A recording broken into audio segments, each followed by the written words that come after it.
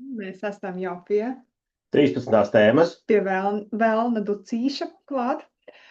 Ļoti vienkārša, bet arī ļoti svarīga. Jūs man necieni? Es visu dienu kopēju karbonādus priekš tevis. Cieņa. Tātad Tieši tā. cieņa. Vienkārša, bet īstenībā sarežģīta tēma. Katrā vietā ik brīdi varat saskarties ar šo. Tāpēc šīs tēmas ietvaros ir ļoti svarīgi noskaidrot, ko katram no jums nozīmē cieņa. Kad jūs viņu esat pieredzējuši, atceraties pati nākā filma apakaļ ģimenē vai kaut kur jau dzīvē, vai iepriekšējās attiecībās, vai kaut kur darba vidē. Pavērojam, kur viņi ir nākusi, kas arī tev konkrēti ir tev cieņa, un kas arī partnerim ir cieņa vai partnerei. Mēs pēc tam arī dažiem piemēriem arī padalīsimies. Un cik interesanti, ka mēs atklājām, ka cieņai ir tāpatās līdzīgi kā mīlestībai var ļoti daudz paralēlas un daudzas vārdiņas, kā pieņemšana un ne tikai, un secinājām, ka īstenībā mīlestības valodas, ir diezgan saistīts. Jo vispilgtāk tas izpaudīsies tiem, kam ir darbi. Ja? Kā tu dabūsi tādu cilvēku cieņu, ej un dari tos darbus, viņš tev cienīs. Ja? Bet tajā pašā laikā tev ir arī jāsaprot, kādi ir tavi tie kritēriji cieņai. Jo vienam tie darbi ir pilnīgi vienaldzīgi. Vienam tas laiks ir svarīgs kopā, un tā būs arī tā cieņa, ja tu pavadīsi viņu laiku kopā. Cieņa augs. Man patīk to cieņu salīdzināt kā ar respekta, vai pie tiem kaut kādiem punktiem. Jā. Tāpēc es arī dažreiz, tad, kad es kaut kādus mājas darbus daru, es Inesai saku, pelnu savus punktus, labie punkti. Kā jau labos punktus? Jā, bonusi sistēma, pelnu punktus, tad var kaut ko pēc tam dabūt, vai nezinu, aizbraukt veikalu, vai kaut kur tur tiek nopirkts garšīgs vai uztaisīts garšīgs. Tā kā cieņa ir svarīga un ir jāsaprot, kādi ir kritēriji. Kas ir tas, ko tu gaidi no otra cilvēka, lai to cieņu iedotu, lai to cieņu iegūtu. Vai arī mēs paši izrādām cieņu. Mēs tikai vienmēr gaidām, bet vai mēs paši arī izrādām. Protams, izrādīt cieņu, saprotam, kurā brīdī, hei, šis brīdis tagad ir par cieņu, reāli, no manis atkarīgs, kā es to aiznesīšu tālāk, Un, tā kā cieņas izpausmes var būt dažādas, mēs dažām iziesim cauri, lai vienkārši bišķi tā paplašinātu to redzējumu, un tad tālāk, ja jūs paši arī savā lociņā jau atradīsiet un piefiksēsiet ikdienā šos te savus savstarpējās cieņas jau izpausmes. Laikam tā pirmā būs kaut vai ļaut otram pateikt līdz galam. Nevis pa vidu iejaukties vai brutāli vienkārši sākt runāt skaļāk, lai nospiest viņu. Tā arī ir cieņa. Lai kad viens runā, otrs klausās. Gaidām. Lai arī kā gribētos. Bet trinamies, bet tieši tā. Konkrētais laiks. Sarunai mēs. Jo, nav forši, kad tev ir saplānota savu dienu, savi procesi, savi laiki, un pie tevis iebrāžās mākonis ar savu problēmu un pasaka, tā, mums tagad vajag tūlīt parunāt, un tu uzreiz liec visu, kas tev ir, man vienalga, ko tu dari, tagad tu klausīsies man. Protams, ir situācijas, kad var visu pastumt malā, bet ir situācijas, kad nevar, kad tev ir, kaut kas tagad tūlītās jādara, vai tu, kaut ko gaidi, un esi sasprints un nofokusējies uz to, tu nevari uzreiz tā, un tad sanāk, ka tu man necieni variants, bet tu man necienīgi pirmais sanāk tajā momentā, vai ne? Protams, tā vakardiena, Tas arī, Bet, tas ir akmens manā lauciņā, man bieži vien sanāca šito izrādīties tā kā viesols iebrāžos trīkš, un tad ir tāds, tad atbildes reakcijas var būt visādas, un pēc tam nevajag pašai ņaudēt, kad atbildes reakcijas ir bišķi tādas, kādas negribēju varbūt saņemt, Pārsvarā, ja es, kad atskrien kaut ko vajag izdarīt, es labi, aizēju un izdaru, vai reti gan es pasaku, ka tagad es nevaru tūlītās uz sitienu, bet tāpat tās aizēju paburkšu kaut ko, bet aizēju un izdaru. Bet vai tas ir sportiski? Nē, tas nav pārāk sportiski tā darīt, bet, Cienīt katrā ziņā, katrs ir tādā brīdī uz kaut ko nokoncentrēts, kaut ko dara, un tagad pēkšņi mēs, tas starp citu, hei, kad tu pabeigsi, tur savas lietiņas, man tur... Manā ģimenē konkrēti šis te arī bija, jo vajadzēja tagad, un tūlīt man vienalga, ar ko tu nodarbojies. Tu neko nedari. Tagad viss aiziet, es tur rakstu, zīmēju, kaut ko vēl tā tam līdzīgi. Nu, jā. Jā, starp citu, labi pieminēja, ka tas nozīmē, ka arī ir cieņa pret bērniem, neatkarīgi kāds viņiem vecums, nu neatkarīgi, bet arī cienīt to bērna brīdi, bērna laiku, viņš kaut kur ir iegrimis vai kaut ko viņš tur darbojas, liek savu legucītu smuku, un tad teiks, tā, met visu pie malas, nāc šeit braucam. Jā, bet arī šajā gadījumā ir situācija, kad nevar tu Nē, dot to protams. laiku. Nē, tas ir jāizvērtē, tāpēc izvērtējam, bet arī cienam bērnus. Bet tas, ko var izdarīt, ir viņu laicīgi sagatavot. Jā. Lūdīgi, pēc 10 minūtēm mēs braucam, pabeidz, ko tu dari. Cieņu pilni, nevis paņemties krāgu, var bēgāt. Kur tu esi, kāpēc tu vēl neesi 10 minūtes? Nu jā, tālāk. Jā, nu, jā, pasaka paldies par jebko. Paldies arī ir cieņas forma, un paldies ir jāmāk pateikt. Pasaulē ir redzams vēl kaudz ar tām 3 tās lietas, ko ir grūti pateikt. Jā, tur tev ir taisnība, piedod un Worcestershire smēri, bet 4/4 arī mums latviešiem ir jāmācās pateikt, jo mēs nemākam pateikt paldies. Es katru dienu ar to darbā saskaros. Nemāk pateikt paldies. Lēnā garā iet uz priekšu, mācās, bet nemāk pateikt paldies. Paldies var būt dažādās formās. Paldies var būt dāvaniņa. Paldies var būt žests. Paldies var būt arī vārds paldies. Jā, bet tam ir jānāk patiesam. Tas nevar būt tā, paldies. Jā. Labi, paldies var pateikt dažādās intonācijas, līdz ar to tu vari nolasīt. Jā. Tāpat tās kā amerikāņu F-burtu kombinācija arī izrādās ir 50 kombinācijas, jā, un katrā veidā tas nozīmē kaut ko citu, nevienmēr uzreiz kaut ko rupju. Jā. Tā kā, ir jāpiesako līdzi šīm te intonācijām. Bet tas ir svarīgs, un ja viņu atkal var integrēt jau ģimenē, vai bērnībā jau bija pieredze, ka mēs sakam viens otram paldies, tas ir brīnišķīgi, tas ir... Pēc tam viņš automātiski iet, tāpat tās, kā mēs par to mīlu runājam, ja, tas pats paldies, viņš ietās un viņš aiziet kā norma, kā pašsaprotama lieta, kas ir tāda cieņas izrādīšana, bet tāda, kāpēc gan tādu labo neiesiet, kāpēc gan ne? Vienkārši, jā. Augstina arī otru cilvēku pašcieņu. Jā. Jo cieņa pret sevi arī ir vēl viens punkts, kas ir jāsaprot. Jā. Cik daudz tu ļausi sev kāpt uz galvas, ja kāds dara kaut ko, kas nepatīk. Jā, tā kā te ir jāsaprot. Mēs pieņemsim pie kases, mēs pasakam, cik mēs bieži kasierē pasakam paldies. Es katru reizi pasaku. Redz, jā, paldies un jā, visu labu, jauku dienu. Visu labu, jauku dienu. Viņi ir ietrenēti teikt, viņiem ir jāsaka caur zobiem. Viņiem vienkārši tas ir jāsaka. Labdien. Jā, bet mēs vienkārši paldies un... Taču manā vietējā Elvītī man redz un jau smaida un priecājās, ka es pateikšu paldies, jā. Apkopēji darbā. Katreiz, ka ienāk, es viņu pasveicinu. Es citreizēji garām veiksmi darbā pasaku arī paldies, jā, tā, kad viņi iztīra kabinetu. Un viņi jūtās cienīt, jo apkopējs nav tā profesija, kur baigi cienes. Ļoti daudz kolēģi, visiem vienalga. Visi atnāk, reku savāc maisu un izmazgā lupatas vēl netīro un tinies. Man ir kolēģis kabinetā, kas principā, viņam katru dienu ir, tu nesaproti, vienu dienu viņš ir ar nevieneš reizēm vai sazin ko, nākamajā dienā viņš smāja, tā kā nekas nebūtu bijis, citu dienu ienāk apkopē, viņš tur gānās pa viņu, kāpēc viņi tur ar to mitro lupatu pa viņu galdu ir nobraukus, un mēs jau ar to apkopē skatāmies, kā viņi atnāk, un prasa, kolēģis ir, saka, ne, viņš nav kāds 10 minūtes, tad vai es fiks iztīrīšu, citādi viņš tur. Tā ir, jā, tante cenšās dara un tā tālāk, un zinot to, ka audziņa arī nav, tad vismaz tu ar to attieksmi palīdzi, cieni viņu un viņas darbu. Jā? Tāpat tās kā visi sētnieki, kas mums te ir, visi tie, kam ir tā mazā alga, vismaz tas paldies, jā? Tā cieņa viņam palīdzēs saprast, ka arī tas, ko viņš dara, ir svarīgi. Jā, viņš to dara iztikai, bet pārējiem arī svarīgi. Visi lielie programmētājs, kas pelno 1000, viņi neaizdomājās vispār līdz tam.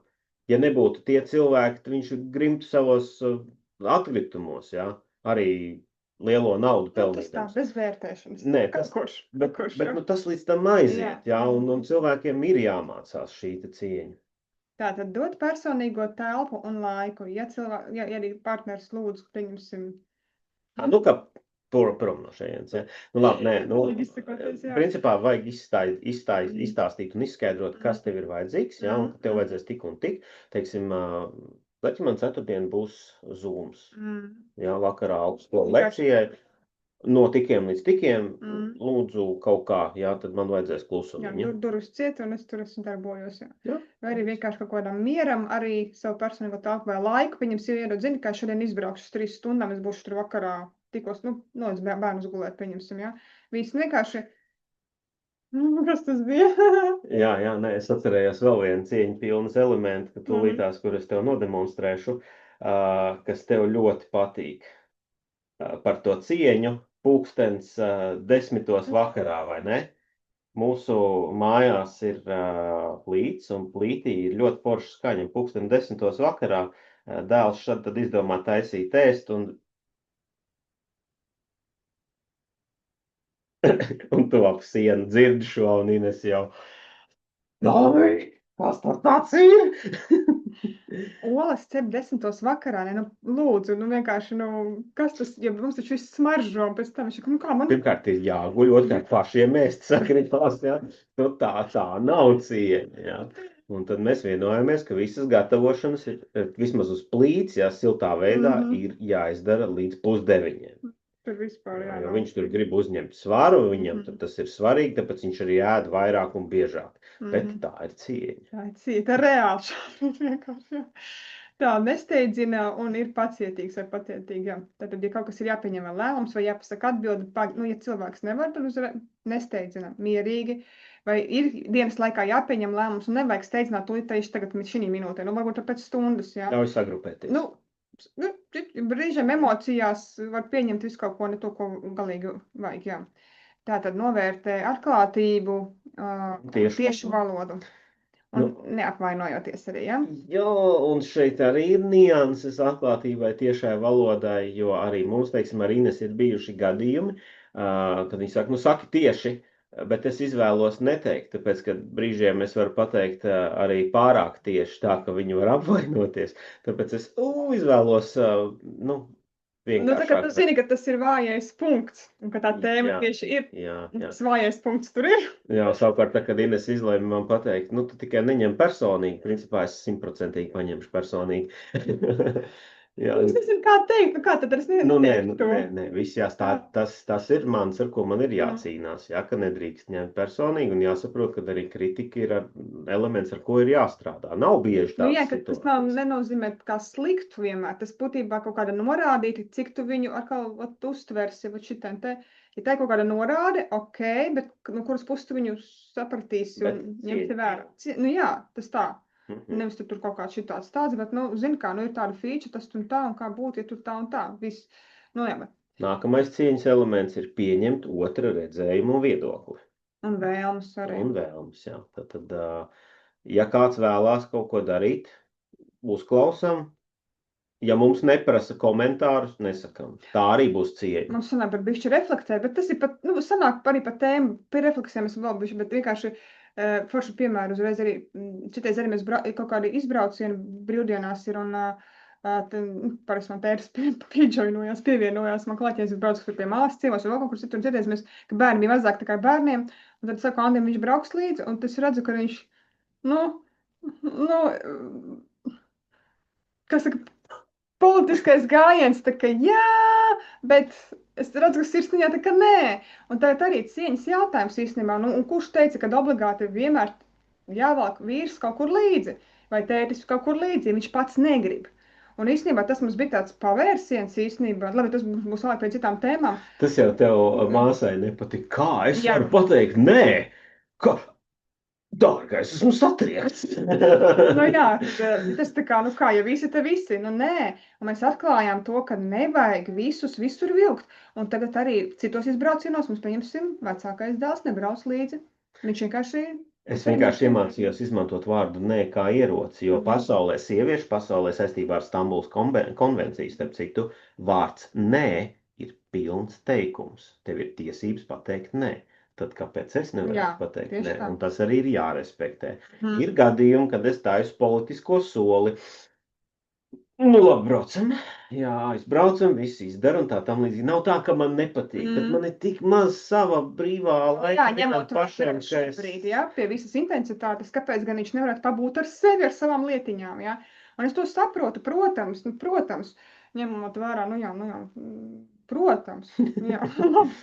Jā. Tad strīdus neaizlaist tālāk, ja jūtam, ka veidojās jau strīda sakne, jā. Pamats, jā. Tad kurš būs pirmais, kas aizies uz to kompromisu vai to diplomātiju? Vai vienkārši ka tur tālāk nav ko, ja tu kaut kādu savu taisnību gribas pierādīt kaut kur, labi.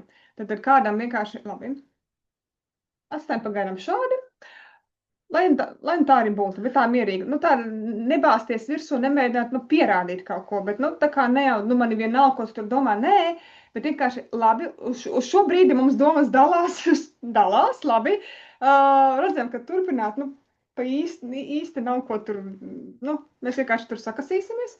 Varbūt atstājam citurreiz to tēmu. Sliktākais ir tas, ka to mēģina uzreiz, kamēr dzels ir karsta, bet tādās nokaitētās situācijās dažreiz varbūt ir labāk ļaut, lai viņi atdziest.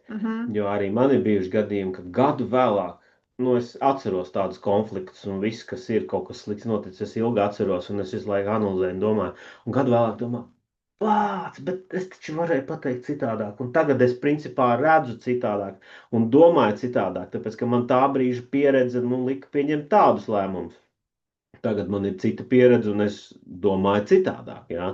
Tāpatās kā pirms pāris gadiem uz, Praida karogu un dalībniekiem es skatījos citādāk. Tagad es arī skatos citādāk, es viņus pat pieņemu, jā, viņi darbojās. Ja tu nevari atrast savu to dvēseles pāri pretējā dzimumā, iespējams, tu viņu atradīsi savā dzimumā. Tas jau... Un liekam cilvēks mierā. Un kas ir galvenais īstenībā pasaulē, lai tas cilvēks būtu laimīgs, taču, vai ne? Tā plašāk uz to visu paskatos. Jā, tas ir liels darbs ar sevi to pieņemt un norīt, varbūt arī citādāk cilvēki. Vienīgais, kas man ir tie dzimuma maiņas un vispārējais, kas man liekas riktīgi. Kas tā varbūt nākamgad būs atkal būs? Varbūt arī, bet es vienkārši tīri loģiski domāju, kā tas tā. Nebraucam priekšā. Jā, ne. Katram tieši savs, jā. Un tad pēdējais momentiņš vēl arī, mēs viņus saucam par politiskajiem gājieniem, tad jautājums, vai politiskie gājieni arī ir cieņas izrādīšana. Kā piemēru arī.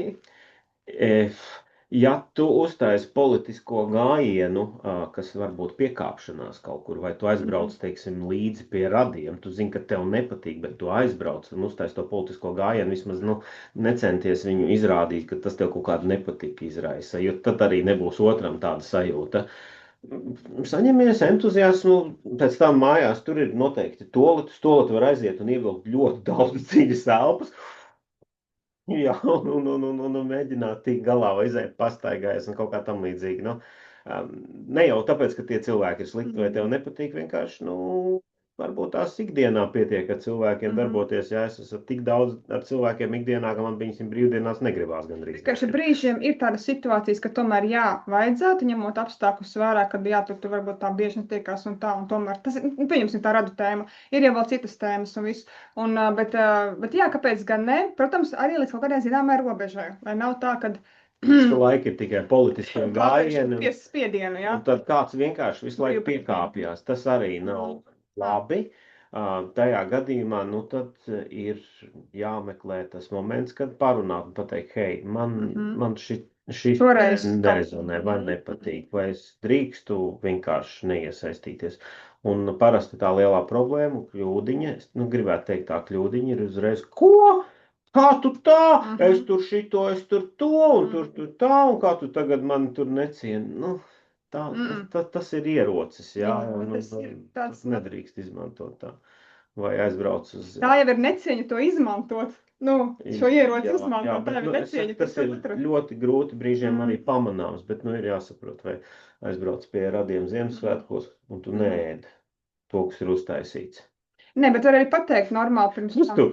Kas tu man necināji? Es visu dienu klapēju karbonādas priekš. Pieņemsim, es vairs nevaru karbonādas, pieņemsim, jā, tad Tad ir laicīgi jāpainformē, tagad nē. Jā, lai nav aizvainojums, kad, zini, es pīrāgus nēdīšu, karbonādas nēdīšu, un to kaut kādu keksu arī nēdīšu, tāpēc, ka man šobrīd ir cita ēdienkārta. Beigās izrādās neviens nēdīs, viņi uztaisa pa veltu un tagad apvainojas, jo tik daudz ēdienas aiziet postā. Tāpēc... Bet tā bija viena saruna pirms tam, jā. Kas ir pirms svētkiem parasti, ceļš, ja brauc ģimenes, hei, ko mēs ēdam? Tieši tāpēc, lai izvairītos no šīm situācijām, gan arī uz katriem svētkiem, nedēļu, 2 vai 3 nedēļas pirms tam, es iemetu mūsu māju čatā kopējā, ko mēs ēdīsim. Tā, lai Es arī varu sagatavoties. Es labprāt Jā. nopērku un atvedu visu, kas ir vajadzīgs. Un es esmu pirmais, kas ir virtuvē, kas kaut ko tur dara parasti. Jā, nu, labi, mamma gatavo visu laiku. Viņai patīk, bet viņai uzreiz stress ir. Jā, jo viņa grib, lai visi ir pēduši. Un tur tāds ēdiens, šitāds ēdiens, ak, dieniņās.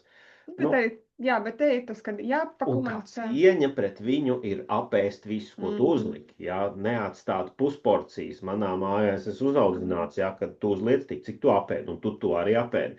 Es pieņemsim, man personīgi liekas necieņa tajā gadījumā, es esmu uztaisījis ēdienu, un es redzu, ka viņš pusē tiek apēsts.